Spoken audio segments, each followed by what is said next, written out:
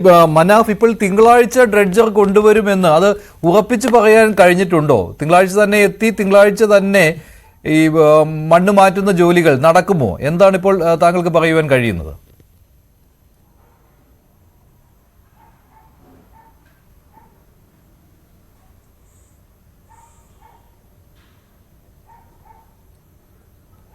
മനാഫ് കേൾക്കാമോ? ഹലോ, മനാഫ് കേൾക്കാമോ? തിങ്കളാഴ്ച തന്നെ ഈ മണ്ണ് മാറ്റുന്ന ജോലികൾ തുടങ്ങാൻ പറ്റുമെന്ന് കരുതുന്നുണ്ടോ മനാഫ്? ഒന്നുകൂടി ഓക്കെ. അതിന്റെ മുമ്പേ സാറിന്റെ ഒരു ക്ലാരിഫിക്കേഷൻ കൊടുക്കേണ്ടിനു. അത് നേവിക്ക് ദിശാബോധം വന്നല്ല ഞാൻ ഉദ്ദേശിച്ചത്. അതായത് നേവി ചെയ്തുകൊണ്ട് ഇപ്പം പല ഈ ഒരു വലിയൊരു ഡിസാസ്റ്റർ നടന്നു കഴിഞ്ഞാൽ ഇതിനെ നല്ല രീതിയിൽ കോർഡിനേറ്റ് ചെയ്യേണ്ടത് ആരെങ്കിലും ഒരാൾ വേണം. ആ കോർഡിനേഷൻ ഒരു തരത്തിലും ഈ ഒരു ദുരന്തത്തിൽ ഉണ്ടായിട്ടേ ഇല്ല. നേവിന്റെ പണിയെടുക്കുന്ന NDRFിന്റെ പണി. ഇന്ന് തന്നെ ഒരു ഒറ്റ ഉദാഹരണം പറയാം. ഇന്ന് രാവിലെ വെള്ളത്തിൽ ഡീസലിന്റെ അംശം കണ്ട്, അതായത് ഓയിലിന്റെ അംശം കണ്ട്, ഒരു ഭാഗത്തുനിന്ന് കരയും പുഴയും ചേരുന്ന ഭാഗത്തുനിന്ന് വെള്ളത്തിലേക്ക് ഇങ്ങനെ ഒരു ഓയിൽ ഇങ്ങനെ വരുന്നതായിട്ട് ഇവർക്ക് ഇതായി. അത് ഈശ്വർ മലപ്പ എടുത്ത് മണക്കുകയും കുടിക്കുകയും ഒക്കെ ചെയ്ത്. അപ്പം ഞാൻ ഇവിടുത്തെ DYSPനോട് പറഞ്ഞ്, സാറേ ആ ഭാഗത്തുള്ള കുറച്ച് വെള്ളം, ആ വരുന്ന വെള്ളം കുറച്ച് ഒരു ബോട്ടിലാക്കിയിട്ടുണ്ടെങ്കിൽ നമുക്ക് കൊണ്ടുപോയിട്ട് സാമ്പിൾ ടെസ്റ്റ് ചെയ്ത് കഴിഞ്ഞാൽ അറിയാൻ പറ്റില്ല ചോദിച്ചു. അയാൾ പറഞ്ഞാൽ അത് മംഗലാപുരത്ത് കൊണ്ടുപോകേണ്ടി വരും, നമുക്ക് അതിനെപ്പറ്റി അറിയില്ല. ഒരു തരത്തിലും എന്താ പറയുക, അത് ഞാൻ കേരളത്തിലാണെന്നുണ്ടെങ്കിൽ ഇപ്പോൾ എടുത്ത് കൊണ്ടുപോയി ടെസ്റ്റ് ചെയ്ത് റിസൾട്ട് വരുന്ന ടൈം കഴിഞ്ഞ് അത്ര സ്പീഡിൽ കഴിയും. അവിടെ അതൊന്നും മൈൻഡ് പോലും ചെയ്തില്ല. ഇതേ സാധനം NDRFോ SDRFോ അല്ലെങ്കിൽ ഈശ്വർ മൽപ്പെ നേവി ആയിട്ട് സംസാരിച്ചിട്ടില്ല. ഞാൻ ഉച്ചയ്ക്ക് നേവി ഇന്ന ആ കയറ് കാണിക്കാൻ കൊണ്ടുപോകുന്ന സമയത്താണ് നേവി പോലും അറിയുന്നത് ഇങ്ങനൊരു സംഭവം ഉണ്ട് എന്നുള്ളത്.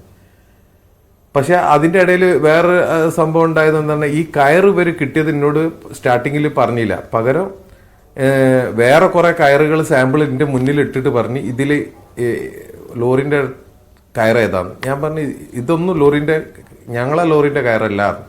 അപ്പോൾ പറഞ്ഞ് അങ്ങനെയല്ല, ഇതിലേതാണ് വണ്ണുള്ള, ഈ ഏത് വണ്ണാണ് മനാഫിൻ്റെ ലോറിൻ്റെ കയറെന്ന്. ഞാൻ അപ്പം തന്നെ എടുത്ത് കാണിച്ചു കൊടുത്ത്, ഇതാണ് ലോറിൻ്റെ വണ്ണം, കയറിൻ്റെ വണ്ണം.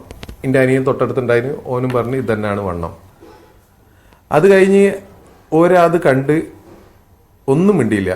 ആ ഓഫീസർ നേരെ പോയി ഓരോടത്ത് തന്നെയാണ് ഭക്ഷണം വാങ്ങി ഞാൻ കഴിച്ച് അയാളെ കുടിച്ച വെള്ളം തന്നെ എടുത്ത് കുടിച്ചതും ഒക്കെ. പക്ഷെ അതൊന്നും മിണ്ടിയില്ല. കഴിഞ്ഞ് നമ്മൾ ആ മറ്റേ ലോറിൻ്റെ ഒരു ക്യാബിൻ്റെ ഭാഗത്തുള്ള ഒരു പാർട്സ് കിട്ടി, അതിനെ പറ്റിയിട്ട് മറ്റേ മൊത്തം മീഡിയ എന്നോട് സംസാരിച്ചും കൊണ്ടിരിക്കുമ്പോൾ ഇതേ ഓഫീസർ പോണ പോക്കിന് ഈ കയറിൻ്റെ ഒരു കഷ്ണം മുറിച്ചെടുത്തിരുന്നു. അതിൻ്റെ മുന്നിലേക്ക് ഇങ്ങനെ അങ്ങോട്ട് എറിഞ്ഞിട്ട് മൂപ്പര് തിരിഞ്ഞു നോക്കാതെ നടന്നുപോയി. അതായത് ഒരു ഫുൾ ക്ലിയർ ആയിരുന്നു. അപ്പം ഞാൻ ആ ഒരു എന്താ പറയുക, എല്ലാ മീഡിയയും അവിടുന്ന് മാറിയപ്പോൾ തന്നെ അദ്ദേഹം ബോട്ടിൽ കയറിയിരുന്നു. ആ ബോട്ടിൽ കയറിയ സമയത്ത് ഞാൻ ഓടിപ്പോയിട്ട് സാറോട് ചോദിച്ച്, സാറ് ഇത്രയും നേരം കൂടെ ഭക്ഷണം കഴിച്ച് എന്തുകൊണ്ട് ഇങ്ങനെ ഒരു കയറ് കിട്ടി പറഞ്ഞില്ല, ഇത് ഭയങ്കര സന്തോഷമായിപ്പോയി, ഇത് നമ്മളെ കയറാണ്, തൊട്ടാ നമുക്ക് മനസ്സിലാവും ഇത് ആദ്യമേ കയറ് കാണിച്ചിരുന്നെങ്കിൽ മനാഫ് ചിലപ്പം പറയും ഇത് ഇൻ്റെതാണെന്ന് പറഞ്ഞു കഴിഞ്ഞാൽ അത്രയും കഷ്ടപ്പെടേണ്ടി വരുമായിരുന്നു ഞങ്ങൾ. ആദ്യം ജെന്യൂൻ ആണോ ഈ കേസ് എന്നുള്ളത് ഒന്ന് സ്റ്റഡി ചെയ്തതിന് ഓക്കെ എന്ന് പറഞ്ഞിട്ട് ബോട്ട് എടുത്തു പോയി. ഞാൻ പറഞ്ഞത് ദിശാബോധം വരാത്ത പ്രശ്നം അങ്ങനെയൊന്നുമില്ല നേവിക്ക്.